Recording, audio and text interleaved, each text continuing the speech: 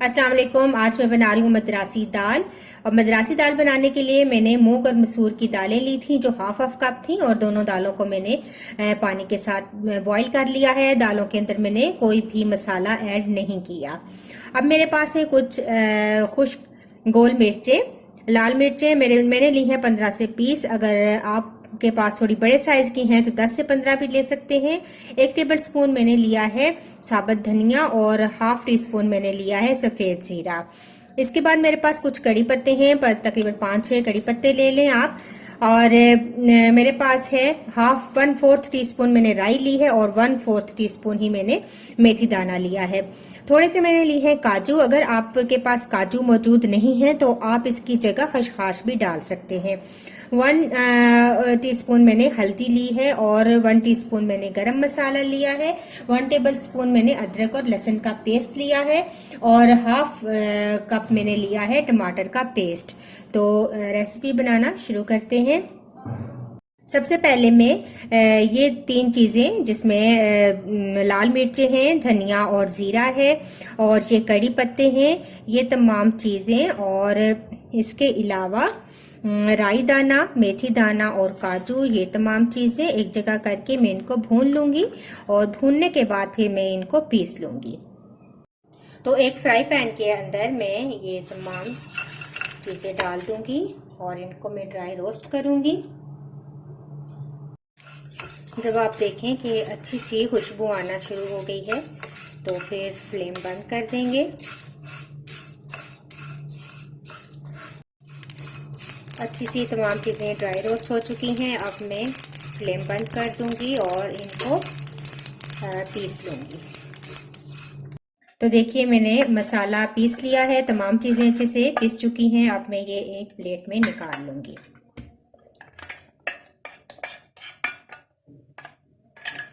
अब इस मसाले के अंदर हम नमक भी शामिल कर देंगे, अपने टेस्ट के अकॉर्डिंग डाल दें।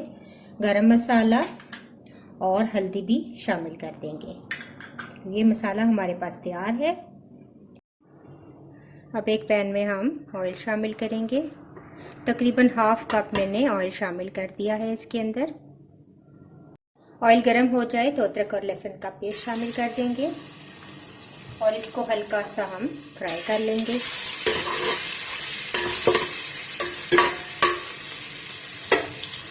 एक मिनट के बाद शामिल कर देंगे टमाटो पेस्ट, मिक्स करेंगे।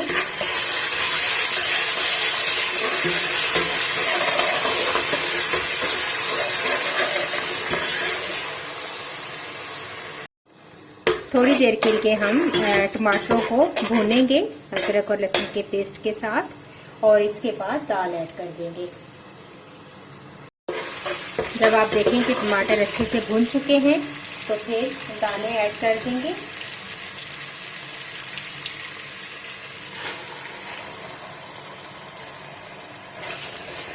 मिक्स करेंगे, थोड़ा सा पानी ऐड करेंगे ताकि अच्छी सी स्मूथ सी दाल हमारे पास आ जाए। हाफ कप पानी ऐड किया है। इसको आप अगर दालें अच्छे तरीके से गली हुई नहीं है तो इस स्टेज पे आप दालों को गला लें, अच्छा सा घोटा लगाएं और इसके बाद हम मसाले ऐड करेंगे। तो थोड़ी देर के लिए दालों को पकने देते हैं।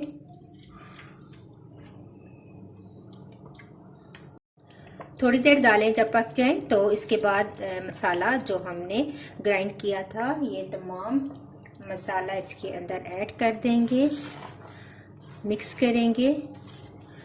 5 मिनट मज़ीद पकने के लिए इसको छोड़ देंगे तो बहुत ही ज़बरदस्त हमारी मद्रासी दाल तैयार हो जाएगी। बहुत ही मज़ेदार दाल तैयार होती है।